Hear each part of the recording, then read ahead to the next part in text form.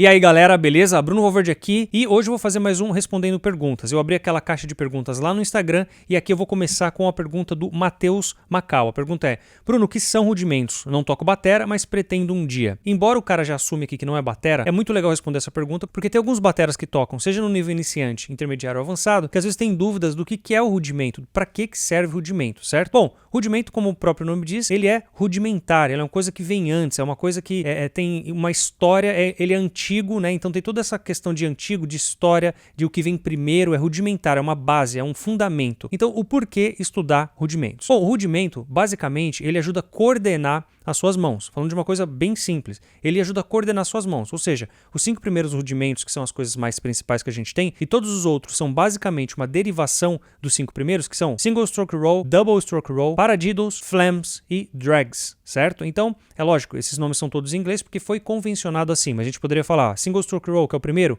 o famoso 1 em 1, né, que a gente pode dizer, então, direita, esquerda, então, é só pra você entender. O double stroke roll pode ser o famoso papamama, ou seja, direita, esquerda, direita, esquerda, né? Ou começando com a mão esquerda, enfim. Aí é pra quem é canhoto, quem é destro que decide essa parte, beleza? Paradiddles, basicamente é direita, esquerda, esquerda, o mais básico, single paradiddle. E esse paradiddle nada mais é do que a junção dos singles com os doubles, porque o para, ele é single e o diddle é double, então paradiddle, ou seja, direita, depois esquerda, esquerda. Então se você tem isso, você já sabe que o paradiddle basicamente é um resumo dos singles e dos doubles, que aí cria toda uma outra coordenação, todo um mundo de ideias a partir do paradiddle, beleza? E o flam nada mais é que aquele tra, né? Então a gente tem aquela nota que vem um pouquinho antes da nota principal, então esse é o flam. Aí você vai ter uma nota um pouquinho mais perto, um pouquinho mais longe e tal, e aí é outra parte um pouquinho mais profunda dos estudos, beleza? E você tem os drags, que são 2 notas antes da nota principal, então é como se fosse um flam duplo,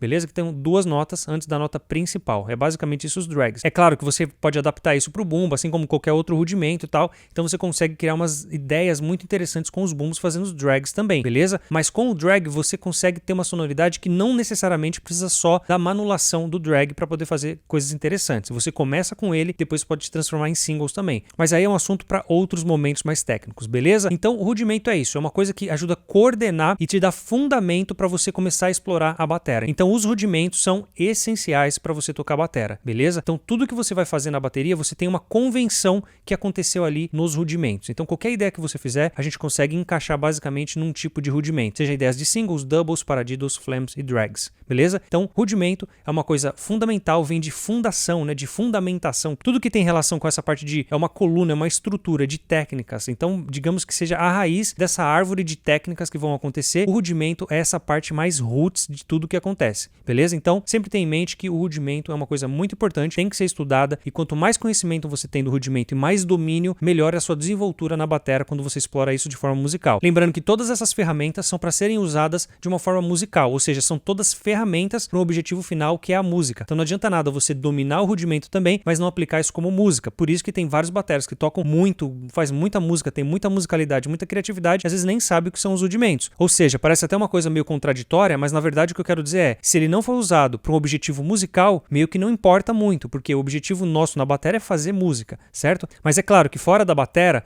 os rudimentos, eles vieram antes com aquelas coisas das marching bands, que vem da Europa também, Estados Unidos, etc. São aqueles caras que estão tocando aquelas caixas ou aqueles bumbos, aqueles vários instrumentos, só com as mãos, né, geralmente colocado aqui no corpo, etc, e vão marchando e vão tocando aquele monte de coisa. Ou seja, os rudimentos têm base naquilo, e daquilo ali a gente transportou para a batera. Lembrando que isso vem muito antes da bateria, beleza? Então primeiro vem toda essa coisa das marchas, as tocadas só com a mão, só caixa, etc, e depois a gente juntou isso na bateria. E a bateria basicamente é o quê? Um conjunto de vários instrumentos que eram tocados separados e a gente colocou tudo junto e se transformou a bateria, que é esse instrumento maravilhoso que todos nós gostamos e é com certeza o melhor e mais legal de ser tocado, né? Você sabe bem. Beleza? Então vamos lá para mais uma pergunta. Vou fazer aqui o scroll Walter KB. Ele perguntou: qual o melhor pedal duplo para começar a estudar? Bom, o melhor pedal duplo é o que você consegue comprar. É claro que você vai fazer uma pesquisa de mercado com o preço que você tem na mão, com a grana que você tem na mão, você vai pesquisar qual o melhor que se encaixa naquela grana que você tem, beleza? Então, é o melhor que você tem no momento, é a grana que você tem no momento. Não adianta achar que você vai pegar um super, hiper, mega pedal duplo mais caro, mais legal que tem no mercado e vai sair tocando. Você vai se frustrar com isso. Então, para não frustrar com isso, pega e acredita no que você tem e começa a desenvolver sua técnica. O que vai resolver no pedal duplo não é o pedal duplo literalmente, é a sua técnica. É claro que quanto melhor o pedal, depois no limite você consegue melhorando algumas coisas, mas sua técnica vai ser sua técnica com o pedal X ou com o pedal Y. Ou seja, eu toco pedal duplo aí mais de 10 anos. Se eu vou tocar em qualquer pedal duplo, a minha técnica base, a minha técnica fundamental tá lá em qualquer pedal duplo, certo? Agora, por que eu escolho tocar com o meu pedal duplo? O cara pode falar, Bruno, então, porque você toca e escolher um pedal duplo específico, tem a sua regulagem, etc, etc. Porque sim, quando você chega num limite técnico, que você entende que você tem a fundamentação, você tem a técnica, tá no pé, tá acontecendo, aí sim você vai começando a procurar umas coisas no limite. Então, o pedal duplo tem um rolamento melhor, isso ajuda um pouquinho mais na velocidade. Quando você já tem uma velocidade estável e você não depende do pedal, aí sim essas coisas vão melhorando. Um exemplo que eu comparo com isso é a Fórmula 1. Você tem lá vários pilotos excelentes, os caras são muito bons. Se qualquer um de nós, dos mortais aqui que dirige o carro normal e tal, for brincar com esses caras na Fórmula 1, a gente vai tomar aí um sacode pesado. Então os caras são excelentes. Aí o que vai mudando é o que? A preparação do carro, é a marca, é o motor, aquela coisa toda. Toda essa preparação, é claro, seguindo as regras da Fórmula 1, etc. Aquele limite vai mudar um pouco na performance do piloto. Mas o cara já é bom em qualquer carro que você jogar o cara lá, ele vai sair muito bem. Aí os limites, os detalhes vão fazer ele melhorar. Então o conjunto de um ótimo carro com esse piloto excelente, aí sim você tem uma combinação perfeita. Agora, aquele piloto, ele era muito bom, ele chegou até lá antes de qualquer carro bom que ele tem ali, porque ele é muito bom na pista. Ele começou de repente com kart, aquela coisa toda, tal, que o kart não chega nem perto da Fórmula 1, etc. Então eu tô dando esse exemplo, né, essa ilustração para entender. O cara começou, teve um começo que não necessariamente foi com aquele carro mais top que tem na Fórmula 1, sei lá, Ferrari, McLaren, etc. Então ele foi galgando aquelas posições para chegar naquele tipo de carro. Assim você tem que pensar com o pedal duplo. Não adianta achar que se você tiver uma Ferrari, você vai ser um bom piloto. Essa é a ideia que eu quero colocar. Se você começar com a Ferrari, hoje, do nada, você não vai ser um bom piloto. Você vai ter um carro ótimo, mas não vai acontecer nada. Pode então começar com o que você tem hoje na mão, com a grana que você tem hoje na mão para comprar o pedal que cabe no seu bolso. Desenvolve muito sua técnica, as coisas vão acontecendo e aí sim, quando você fala, pô, acho que cheguei no limite aqui, já fiz tudo o que dava para fazer, aí sim você escolhe um pedal melhor por algumas características específicas, porque você vai conhecer melhor o seu pé e a sua técnica. Bom, então vamos lá para mais uma pergunta. Pati de Araújo, RJ, você está parecido com Seiya no Awakening?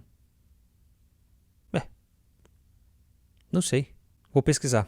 Então vamos aqui para mais uma pergunta que é do Levi Naka _F. Você só usa baquetas 2B? Sim, só uso 2B. Fazem muitos anos que eu só uso 2B. É uma baqueta que tem um peso, um tamanho interessante para as coisas que eu gosto de fazer. Tudo que eu faço sempre com 2B. Porque eu acostumei dessa forma. Toda a questão da dinâmica eu estudei com essa baqueta e para mim funciona muito bem. Beleza? Então mais uma pergunta aqui do Rodrigo Borges Dido. Está praticando quanto tempo por dia ultimamente? Bom, minha média hoje de estudos diários varia entre 3 a 4 horas. Beleza? Eu tenho muitas outras coisas para fazer aqui no estúdio também, eu gravo os vídeos, eu gravo músicas também, tem os vídeos do YouTube, tem as gravações que eu faço também para alguns produtores daqui dos Estados Unidos, da Inglaterra, da França, etc. Então a gente recebe as músicas, ouve as trilhas aqui, grava, manda os arquivos para lá e aí se tiver algum recall o cara manda, cria uma parte um pouquinho diferente, enfim, vai trabalhando dessa forma. Então eu faço gravações aqui no meu estúdio, né, gravações profissionais, fora todo esse outro trabalho que eu tenho também no YouTube, seja com os vídeos aqui respondendo, seja com os vídeos tocando também, tem toda essa questão, beleza? Também tô trabalhando no disco solo do Felipe Andrioli, né, na pré-produção, então tô fazendo algumas coisas dos arranjos de bateras, ele já mandou muita coisa pronta, né, pré-produção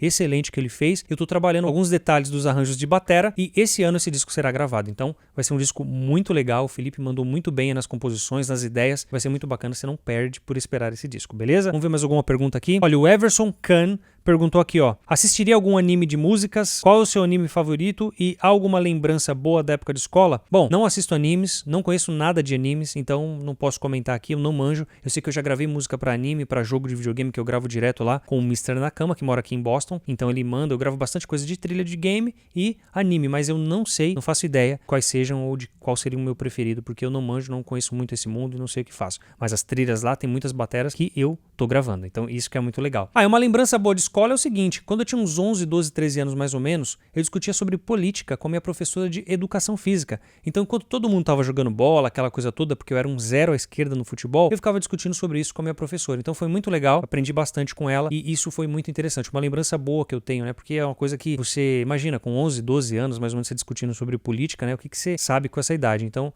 eu aprendi muito ali e me interessei bastante por esse assunto até hoje. Então, é isso aí. Bom, o Caldeira Arthur perguntou, o que você acha do Cobos? O Cobos é aquele batera aqui do YouTube que faz drum cover faz muito tempo, ele é um dos pioneiros aqui no YouTube a fazer drum cover. Eu já tive com ele umas 2 ou 3 oportunidades, uma vez foi no evento da Sabian aqui em Los Angeles, uma vez foi também no Drum Channel, que é em Oxnard. É um cara muito gente boa, muito legal para bater um papo, um cara super tranquilo e gente boa e um ótimo batera, um cara muito criativo, ele faz muitas ideias do pop, umas coisas muito legais, umas ideias muito interessantes, beleza? Então, acho ele um excelente batera e um cara também bem gente boa. Então é isso aí, galera, esse foi o Respondendo Perguntas de hoje. Deixa o seu like nesse vídeo, se inscreva no canal, ativa o sininho, deixe seu comentário, sua pergunta nesse vídeo, que aí eu posso fazer mais vídeos respondendo também, pode ser a sua pergunta o próximo vídeo. Beleza? Um grande abraço e até o próximo vídeo.